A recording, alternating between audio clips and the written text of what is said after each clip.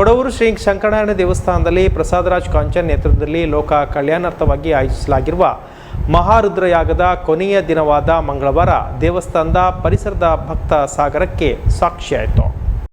ಬೆಳಗಿನಿಂದಲೇ ಜಿಲ್ಲೆಯ ವಿವಿಧ ಭಾಗಗಳೊಂದಿಗೆ ಹೊರ ಜಿಲ್ಲೆಯ ಭಕ್ತರು ದೇವಸ್ಥಾನಕ್ಕೆ ಆಗಮಿಸಿ ಯಾಗ, ಹೋಮ ಹಾಗೂ ಧಾರ್ಮಿಕ ಕಾರ್ಯಕ್ರಮದಲ್ಲಿ ಭಕ್ತಿ ಭಾವದಿಂದ ಪಾಲ್ಗೊಂಡರು. ಮಹಾರುದ್ರಯಾಗದ ಪೂರ್ಣಾಹುತಿ ಹಿನ್ನೆಲೆಯಲ್ಲಿ ದೇವಸ್ಥಾನದಲ್ಲಿ ವಿಶೇಷ ಪೂಜೆ, ರುದ್ರ ಪಾರಾಯಣ, ಹೋಮ ಹಾಗೂ ಮಂಗಳಾರತಿ ನೆರವೇರಿತು. ಯಾಗಶಾಲೆಯ ಸುತ್ತಮುತ್ತ ವೇದಘೋಷ ಮೊಳಗುತ್ತಿದ್ದರೆ ಭಕ್ತರು ಸರತಿ ಸಾಲಿನಲ್ಲಿ ನಿಂತು ದೇವರ ದರ್ಶನ ಪಡೆದು ಆಶೀರ್ವಾದ ಸ್ವೀಕರಿಸಿದರು. ದೇವಸ್ಥಾನದ ಆವರಣ, ಪ್ರಮುಖ ಬೀದಿಗಳು ಮತ್ತು ಸುತ್ತಮುತ್ತಲಿನ ಪ್ರದೇಶಗಳಲ್ಲಿ ಹಬ್ಬದ ಸಂಭ್ರಮ ಮನೆ ಮಾಡಿತ್ತು. ಮಧ್ಯಾಹ್ನ ನಡೆದ ಅನ್ನ ಸಂತರ್ಪಣೆಯಲ್ಲಿ ಸಾವಿರಾರು ಮಂದಿ ಭಕ್ತರು ಭೋಜನ ಸ್ವೀಕರಿಸಿದರು.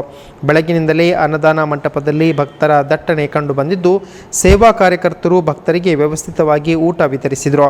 ವಿಶೇಷವಾಗಿ ಕೊನೆಯ ದಿನ ಅನ್ನ ಸಂತರ್ಪಣೆಯಲ್ಲಿ ಉಪ್ಪಿನಕಾಯಿ, ಕೋಸಂಬರಿ, ಮಜ್ಜಿಗೆ, ಹಲಸಿನಕಾಯಿಯ ಪಲ್ಯ, ಸಾಂಬಾರು, ಮಡ್ಡಿ, ಪಂಚರತ್ನ, ವಡೆ ಹಾಗೂ ಪಾಯಸವನ್ನು ಭಕ್ತರಿಗೆ ಉಣಬಡಿಸಲಾಯಿತು.